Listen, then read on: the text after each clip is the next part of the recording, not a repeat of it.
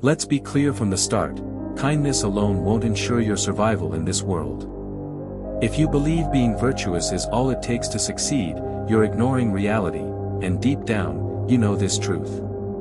How often have you felt taken advantage of despite your good intentions? How many times have you done what's right, only to be overlooked or exploited? We're taught that virtue is its own reward, but the Stoics understood a deeper truth: wisdom without strategy is incomplete. The Stoics recognized that the world doesn't reward goodness, it rewards understanding. Where others see manipulation, the Stoic sees clear perception of human nature. Epictetus taught that while we can't control external events, we can control our judgments and actions. This is where most go wrong: they focus only on being good rather than being strategically wise. Think of those you admire who've achieved great things. Did they succeed through naive goodness alone? No. They succeeded by combining virtue with understanding, by knowing what they could control and what they couldn't. Your problem isn't your kindness, it's your lack of discernment. You assume others share your values, but the world contains those who will exploit virtue. The Stoic solution: virtuous action guided by wisdom. Marcus Aurelius showed us that we must be a warrior and a philosopher, kind but not naive, virtuous but not blind. It's not about becoming heartless, it's about developing the wisdom to protect your virtue. The Stoics taught that our power lies in our perceptions and choices. If you appear weak in your virtue, you'll be treated as weak. If you project strength through understanding, you'll command respect. This isn't about abandoning principle, it's about fortifying it with wisdom. The world doesn't reward blind morality, it rewards clear perception combined with virtuous action. The Stoic distinction is crucial: some things are in our control, our judgments and actions, others are not, how people respond. Focus only on what you can control, your strategic wisdom married to virtue. Now the choice is yours: continue believing naive virtue is enough, or embrace the Stoic path of wisdom-guided virtue. The discipline of perception. Few understand this fundamental Stoic truth: power lies not in external circumstances, but in our perception of them. Events themselves hold no inherent power to disturb us, it is our judgments about them that shape our experience. This is the first great lesson of disciplined perception: reality, as we understand it, is not merely what happens, but how we interpret, frame, and react to it. The Stoics recognize that most of human suffering originates not from events themselves, but from the meaning we ascribe to them. Consider the world around you. Why do some individuals, seemingly less competent, advance while those with greater virtues remain overlooked?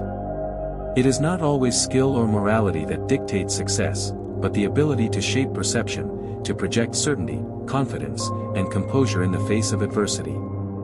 The power of perception in action. Look at history, at great leaders and figures who commanded respect and authority. Was it always their raw ability that elevated them? No. It was their ability to control and project their perception, both their own and that of others. Take Julius Caesar. His military genius was undeniable, but his true mastery was in how he perceived events and framed them to others. After crossing the Rubicon, he did not see himself as an invader, but as a rightful leader taking control of his destiny. His enemies saw rebellion, he framed it as necessity. This mastery of perception won him legions of loyal followers and reshaped Rome's future.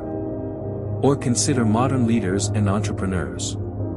The difference between two equally skilled individuals often comes down to who projects greater certainty. A hesitant leader, no matter how virtuous, inspires hesitation in others. An uncertain entrepreneur, despite having a solid plan, struggles to gain support. Perception becomes the dividing line between obscurity and influence. The Stoic view: reality is neutral. The Stoics, particularly Epictetus and Marcus Aurelius, understood this principle deeply.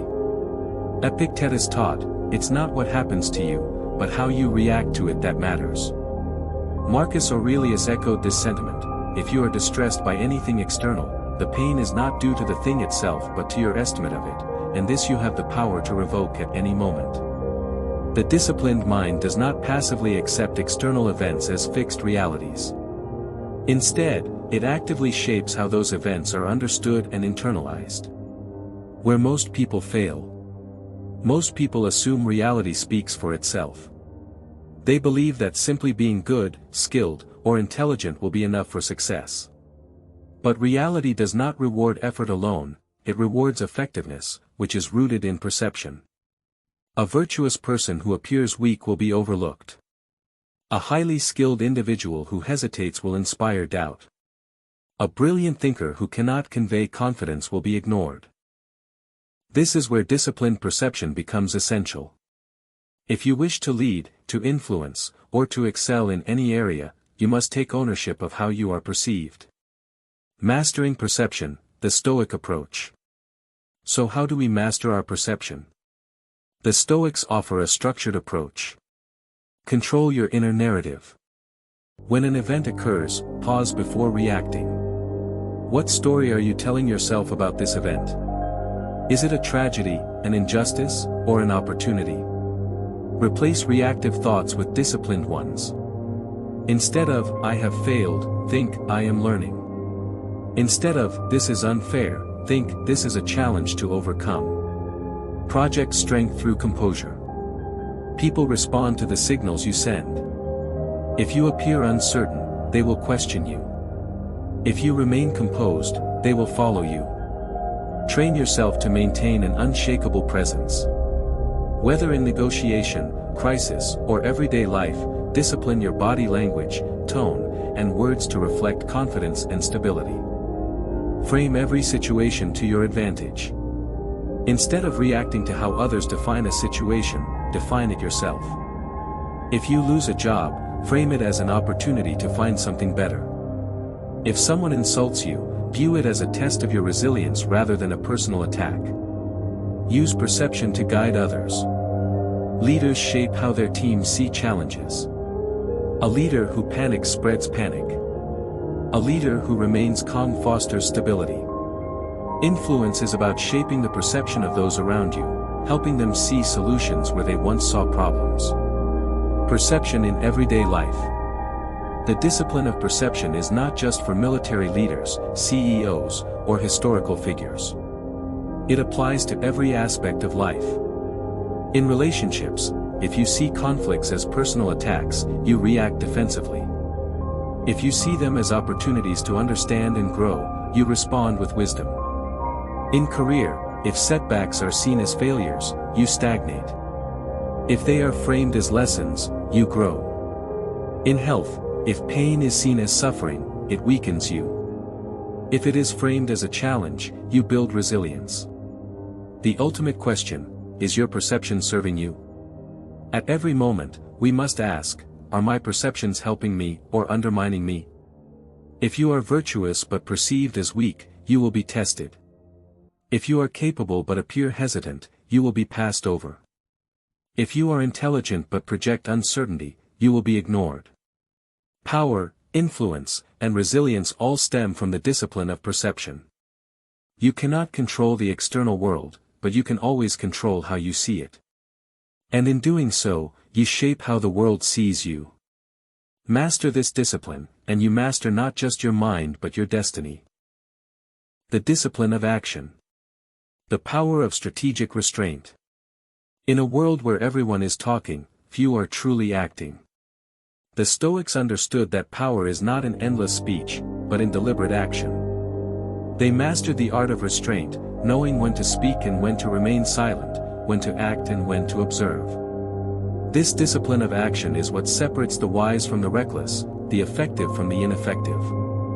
Today, we live in an age of oversharing. Social media encourages constant expression, making people believe that openness is synonymous with authenticity.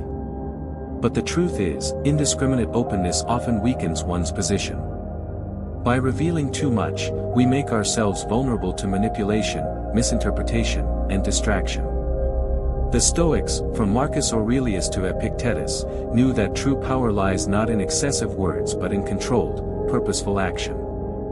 The ability to restrain oneself, to act when needed and remain silent when necessary, is a discipline that yields immense strength and clarity. The Stoic approach to action and restraint. One of the most important lessons from Stoicism is that discretion is wisdom. While modern culture promotes the idea that speaking your mind at all times is a sign of strength, the Stoics would argue otherwise. They would caution that speaking carelessly, without strategy or purpose, leads to unnecessary complications. Marcus Aurelius, one of history's greatest Stoic leaders, understood that a leader must sometimes withhold not to deceive, but to maintain focus on what truly matters. He wrote in his Meditations, "Waste no more time arguing about what a good man should be. Be one." This is the essence of disciplined action, less talking, more doing. Many people waste energy explaining themselves, justifying their decisions, or seeking validation through words. The Stoic instead directs that energy toward decisive, meaningful action. Predictability reduces power. One of the dangers of indiscriminate openness is that it makes you predictable. If people always know what you think, what you will do next, and how you will respond, they gain an advantage over you.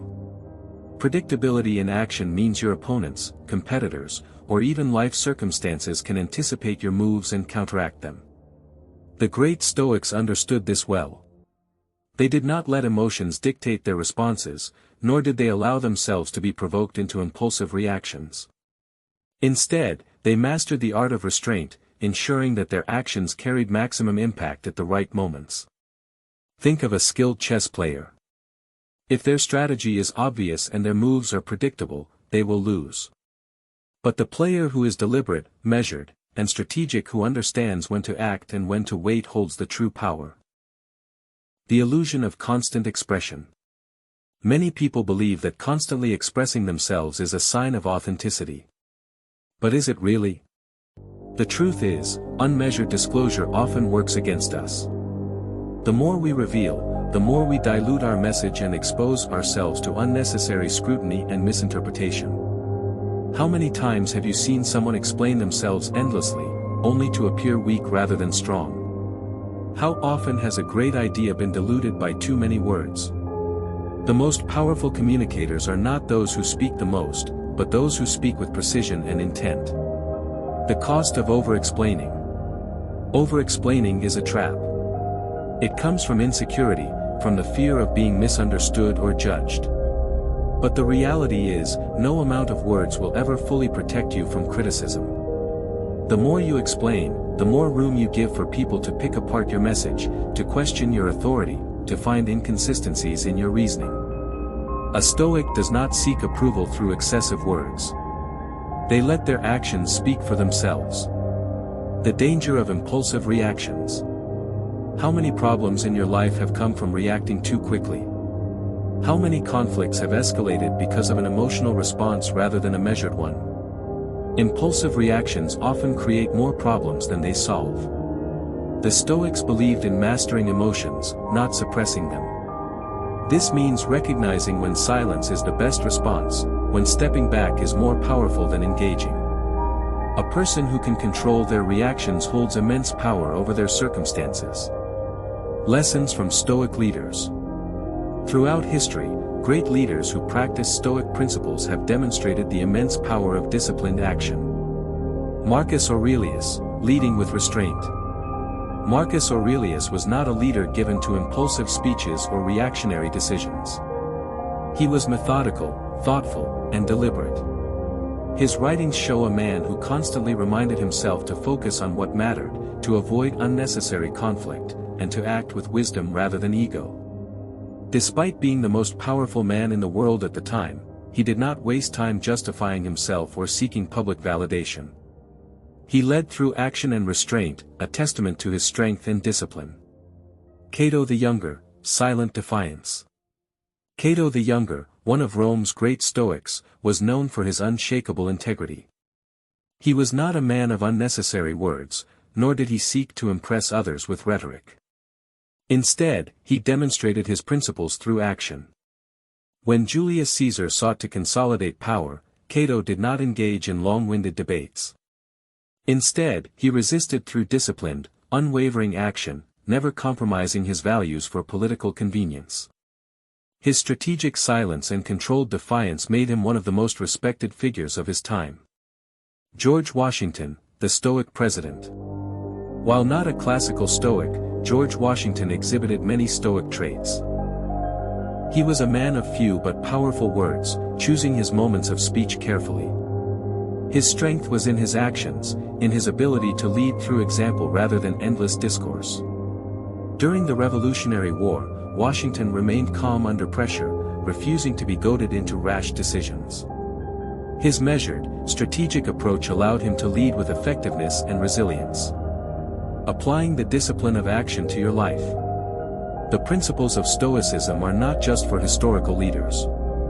They are as relevant today as they were centuries ago. You can apply them in your daily life to become more effective, disciplined, and powerful.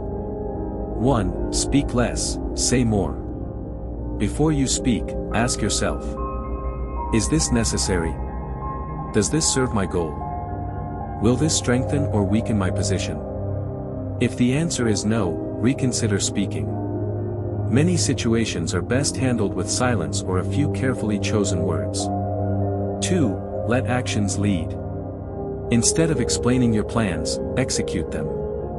Instead of justifying your choices, let their results speak for themselves. The less you seek approval, the more control you gain over your own life. 3. Master your reactions. Not everything requires an immediate response. Before reacting emotionally, pause. Consider. Is this worth my energy? Will reacting improve the situation? What response aligns with my values and long-term goals? 4. Be strategic with openness. Not everyone needs to know everything about you. Guard your plans, your thoughts, and your emotions carefully. Share only with those who have earned your trust and who truly need to know. The discipline of will. Predictability makes you vulnerable. In life, people are constantly observing you, your habits, reactions, and tendencies. If you always respond the same way to similar situations, you become predictable. And predictability makes you vulnerable. When others can anticipate your responses, they can manipulate you. They know exactly what buttons to push, what words will trigger a reaction, and how to lead you toward an outcome that benefits them. Consider a chess game. A skilled opponent studies your past moves, understands your strategy, and exploits any patterns in your play. Life operates the same way. Those who lack self-control become pawns in a world where manipulation is second nature to the ambitious and the cunning. But imagine if you were unreadable, not through deception, but through control. Instead of reacting impulsively, you remain steady, thoughtful, and deliberate in your responses. This is the essence of Stoic equanimity, the ability to stay composed and intentional, ensuring that no one can easily sway your decisions. Epictetus taught, no man is free who is not master of himself. Freedom, in its deepest sense, is not about external circumstances but about mastery over your own mind and emotions. The reactive person is easily played. They wear their emotions on their sleeve, allowing others to dictate their happiness, anger, and sense of self-worth. They lash out when provoked, cave when pressured, and shift their values based on external influence. But the disciplined individual, the Stoic, maintains control. They dictate their actions and emotions, never letting the world impose its will upon them. The strength of self-control. Ask yourself. Are you an open book, easily read and dismissed? Or are you a person of depth, whose true nature is only understood through long observation and careful study? The strongest people in history were not those who allowed emotions to rule them but those who mastered themselves. Marcus Aurelius, Emperor of Rome, faced betrayals, plagues, and constant warfare. Yet he remained composed, guided by principle rather than impulse. His power was not just political, it was the unshakable strength of self-discipline. In contrast, consider those leaders who fell victim to their own lack of control. Julius Caesar's assassination was in part a result of his inability to temper his ambitions, making him predictable to his enemies. Napoleon Bonaparte's downfall stemmed from his inability to resist the pull of overextension and conquest. True power lies in steady, principled unpredictability, not erratic changes or deception, but the ability to act in alignment with wisdom rather than fleeting emotion. If your responses are based on thought and principle, rather than knee-jerk reactions, you become far more difficult to manipulate. You hold the advantage because no one can push you into a decision you do not consciously make. The Stoic choice. Understanding these truths is one thing. Living by them is another. It is easy to nod in agreement with the wisdom of the Stoics, to acknowledge the power of self-mastery, resilience, and virtue. But acknowledgement alone is not enough. Knowledge without action is like a sword that remains sheathed in battle, useless when it is needed most. Stoicism is not a philosophy of passive observation but of deliberate practice. It teaches that wisdom and virtue must be actively cultivated, not merely admired from a distance. Without application, philosophy remains an intellectual indulgence, incapable of shaping the course of your life. Now you must decide. Will you remain at the mercy of external forces, tossed by every wave of circumstance, reacting blindly to the world's whims? Or will you take command of your mind, your emotions, and your actions, shaping your destiny with clarity, courage, and discipline? The world will not soften for you. It will continue to present hardships, setbacks, and opposition. People will misunderstand you, misjudge you, and challenge you. Some will praise you today and scorn you tomorrow. Fortune will shift unpredictably, lifting you up in one moment and casting you down in the next. Your task is not to wish for an easier existence, nor to lament the harshness of life, but to develop the inner strength to navigate its trials with grace and resolve. The true Stoic does not demand a world without suffering, he becomes the person who can endure suffering without being broken. The gift of Stoicism is not cold detachment, it is the ability to act with clear-eyed, virtuous effectiveness. It does not teach indifference but resilience.